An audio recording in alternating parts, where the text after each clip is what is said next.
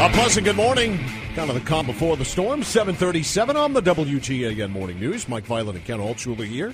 Coming up in a half hour, we'll talk to State Representative Emily Kane about some of the labor proposals that are on the docket up in Augusta. Hey, we got a chance for you to see the Portland Symphony's performance of Seasons of the Sea coming up Tuesday the 5th next week, 7:30 at Merrill Auditorium. Just become an insider. Go to 560WGAN.com. Get details how you can win tickets to the show. You got to sign up by Friday.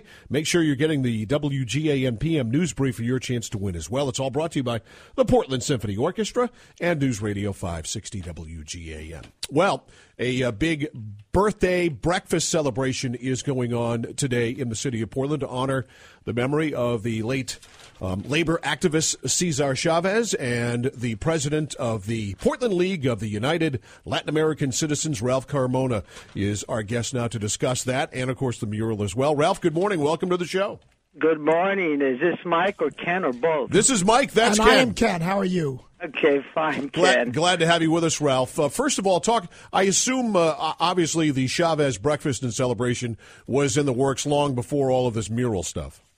Oh, yes, it was. But it's interesting because it was in anticipation of those kinds of situations, because I had given testimony before a state hearing committee, and I have to tell you, I was pretty stunned because they were introducing a birther bill, which was frankly rooted in this attacks on the president and his citizenship. And Ralph, back up. In the Maine legislature, they were introducing a what? Yes. It was a birther bill that was introduced, and I went up to testify on behalf of LULAC, and I said, we shouldn't even be having this discussion. This should not be a part of any legislative deliberation, and it was like treating this like an auto registration kind of technical fix in law, which was kind of ridiculous. And that's when I said we need to raise the moral high ground on this question. And the Ceaser Chavez issue, his birthday came to mind, and I said we ought to celebrate Caesar's birthday in the most moral and universal way, and that's where we came to this day, this birthday of Caesar. So Ralph, and we're talking to Ralph Carmona, who's from the Maine League of United Latin American Citizens. So do I understand that the Ceaser Chavez issue did not result from the, as we call it, the mural gate, the issue about the mural in the Department of Labor?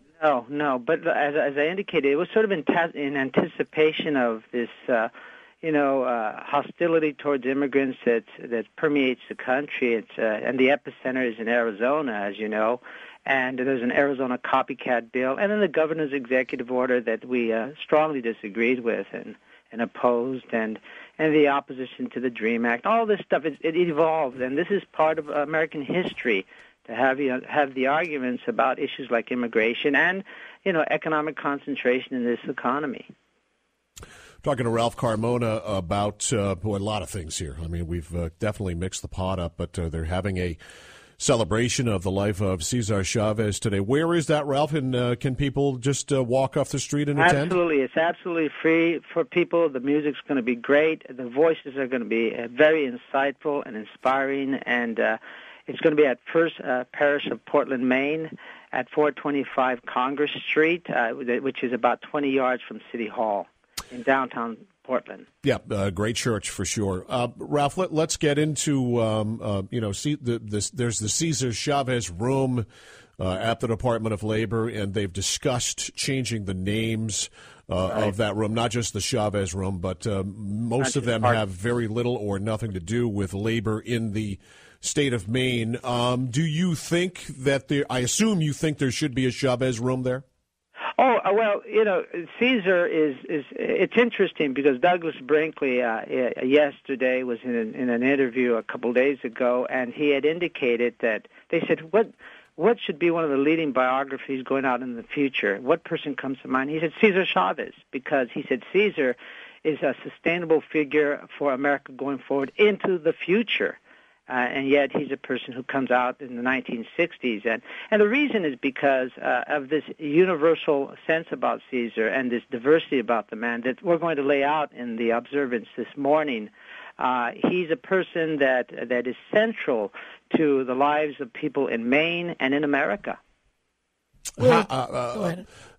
if there are labor issues from our past or present for that matter, who have far more relevance to the labor movement and the protection of labor in Maine than Ceaser Chavez, wouldn't you want their names on there first? Well, their names are on there. In fact, it's kind of like, which brother do you love best? You love them both in a different way. Francis Perkins is an example of a mosaic of different labor fights and labor changes and reforms. I mean, there's a whole federal building named after her. But Ceaser represented something very different. I mean, he took a major gamble, a leap of faith, and he said, I'm going to collectively organize the poorest of the poor workers in America. No other labor leader in the 20th century really has been able to accomplish that, and he came up with the United Farm Workers of America. Those were the poorest of the poor people. And you'll hear witnesses from folks who quit college, a Harvard medical doctor who was paid $15 a week to serve Ceaser because he was moved by Ceaser's words about his being a pacifist and his faith in Catholicism and the intolerable situations with regards to the labor conditions for farm workers in the rural areas like Maine. I was with Ralph Carmona from the Maine League of United Latin American Citizens. So, Ralph, and I do think Ceaser Chavez was one of the great labor leaders, of course, in our history. What about the issue of whether or not we should be able to find Maine labor leaders for the Department of Labor conference rooms rather than national figures? Do you think that has some merit? Well, I think the thing is that Maine, if it's going to be inspired by the world and by the nation, certainly has to look at people who inspire people in Maine. And you'll have people in Maine who are leaders, but it's kind of like, if you have a president's room or if the president comes, there's going to be a far greater turnout than if the governor's there or if the mayor of Portland is there at a meeting.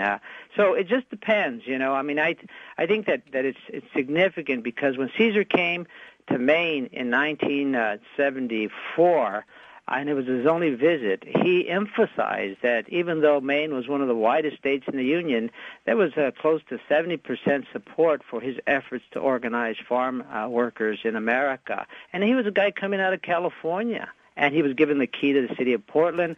That tells you a lot about Maine people and how they view issues in an ethical sense with regards to the lives of people. So, Ralph, again,